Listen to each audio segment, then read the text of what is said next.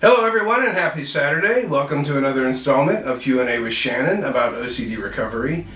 Today we're going to talk about OCD and decision making. Our question comes from Anonymous. Here's the question. Hello Mr. Shannon, I just watched your video on what do you do when you gave into a compulsion, and I thought about what I did wrong the last time, and I still don't really know exactly what I would do differently the next time. So for the Q&A, my question would be, what do you do when OCD tends to interfere in decision-making processes? When you are faced with an actual important decision in your life and OCD basically tells you that one decision means ruining your life, the other one, for example, means making OCD stronger, and in the long run will also ruin your life.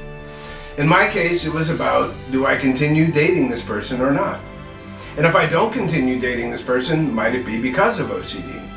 Or because I don't actually like that person, and a million other related thoughts.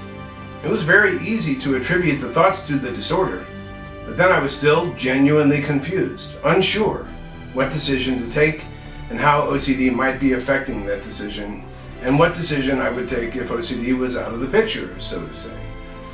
I thought about, you will know instinctively when something is wrong during the episode, but it was very difficult to apply it, as the doubt and anxiety were very super high. Anonymous. Alright, I included the entire question for context, but also to illustrate a very important principle.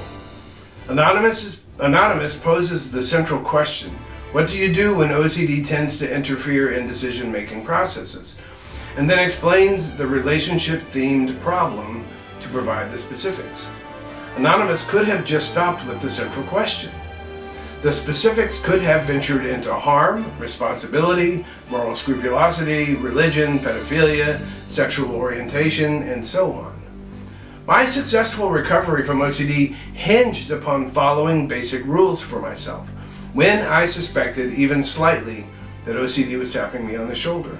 The important principle here is that the details do not matter, other than for helping us identify OCD. Once we suspect OCD is the source of the thoughts giving us doubt and anxiety, we attribute the thoughts to OCD and treat it as such. The point is this. Anonymous could have stopped with the central question because it is OCD's nature to interfere with decision-making processes. OCD is the root of the problem. Our job is to attack the root and deprive OCD of what it craves. A very helpful technique I developed is to ask myself, what would a person who doesn't have OCD do in this situation?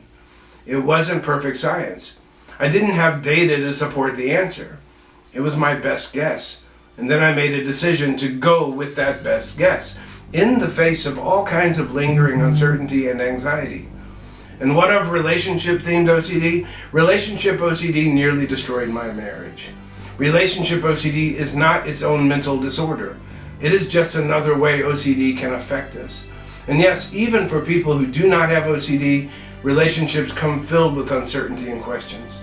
Relationships can be messy. You try to make the best decisions you can based on what you know and feel instinctively. Sometimes the right answer is staring you right in the face. Sometimes it's not.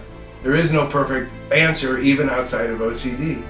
If you have OCD, this is where this technique can be helpful.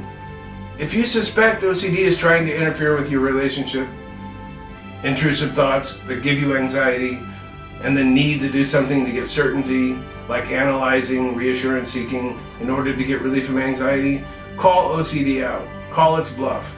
You make your own decision. You don't have to be perfect at this. I hope this helps. OCD can be defeated. I'm with you. Let's go.